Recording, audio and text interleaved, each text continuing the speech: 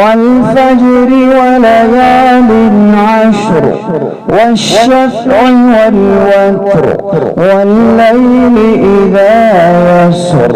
هل في ذلك قسم لذي حجر ألم تر كيف فعل ربك بعاد إرم ذات العماد التي لم يخلق مثلها في البلاد وثمود الذين جابوا الصخر بالواد وفرعون ذي الأوتاد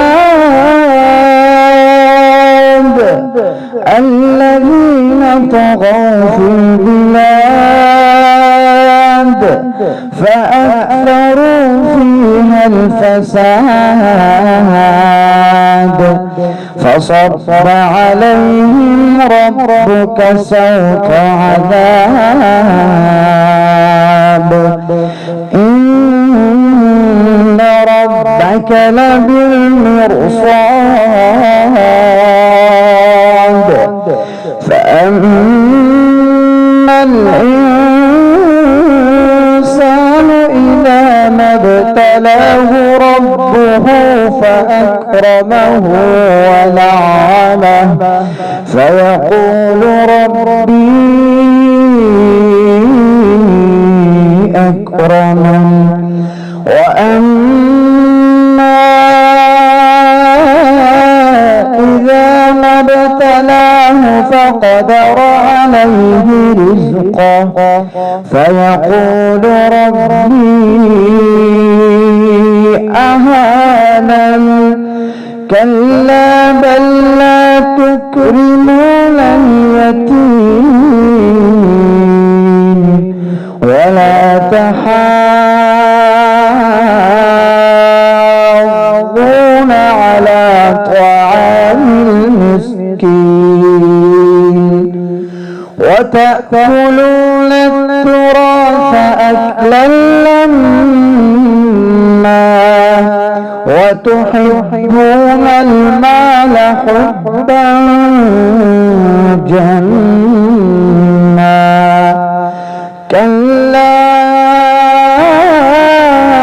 إذا دكت الأرض دكا دكا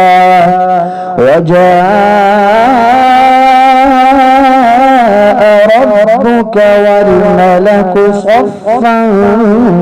صفا وجيء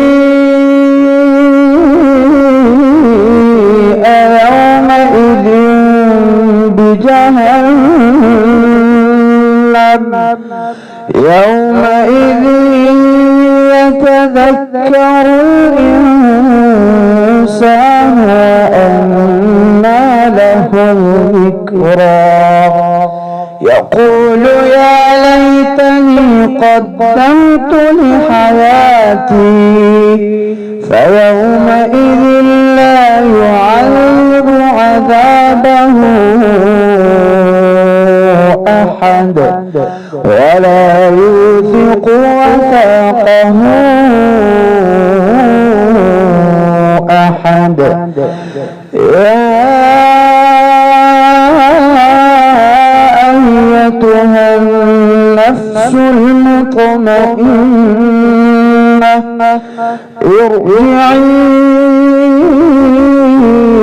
إلى ربك راضية